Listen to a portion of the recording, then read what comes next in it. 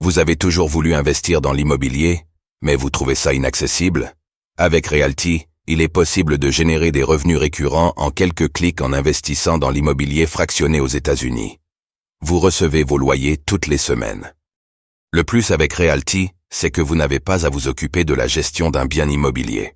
Ce spot vous est présenté en collaboration commerciale avec Realty.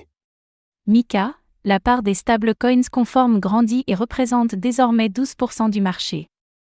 Avec l'entrée en vigueur de la réglementation MiCA, les stablecoins conformes gagnent du terrain.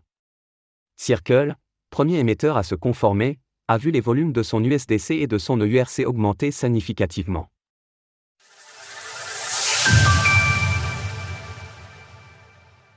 Les stablecoins conformes à MiCA gagnent du terrain. La semaine passée, le premier volet de la réglementation MiCA visant les émetteurs de stablecoins dans l'Union européenne a été partiellement mis en application. Cette réglementation vise à renforcer la protection des investisseurs et à renforcer la stabilité des stablecoins en imposant des règles de transparence et de sécurité aux émetteurs.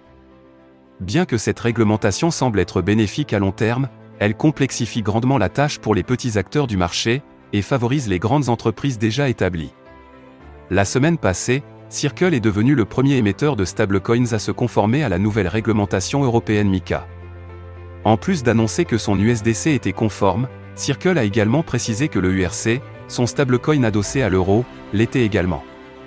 Se conformer à MiCA représente une étape importante dans le développement des activités de Circle, qui devrait s'emparer d'une part de marché occupée jusqu'alors occupée par Tether, l'émetteur du premier stablecoin du marché, l'USDT. Retrouvez notre dossier sur la réglementation des stablecoins au sein de l'Union européenne.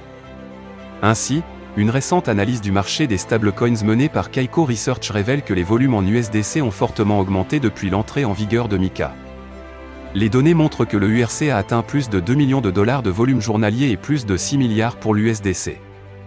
Comme le montre le graphique ci-dessus, les volumes des stablecoins conformes à MiCA sont en nette hausse, passant de 4% au mois de janvier 2024 à 12% aujourd'hui.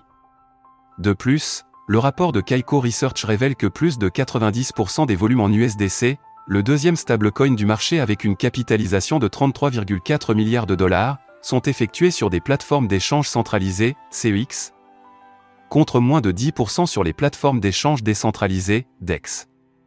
Cette dernière statistique s'explique probablement par le fait que les utilisateurs européens des CEX n'ont désormais plus de choix, tandis que sur la blockchain, les utilisateurs de DEX préfèrent utiliser d'autres stablecoins, principalement l'USDT, qui a su garder la confiance de ses utilisateurs au cours du temps.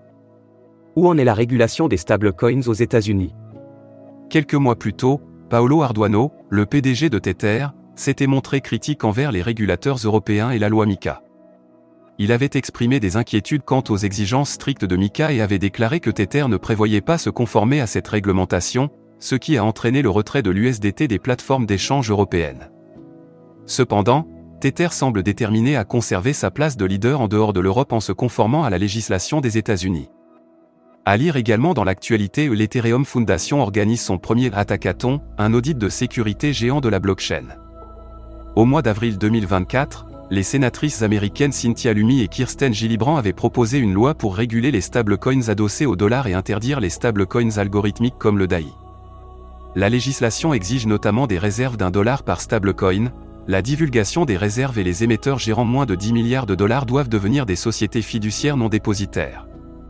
Retrouvez toutes les actualités crypto sur le site cryptost.fr.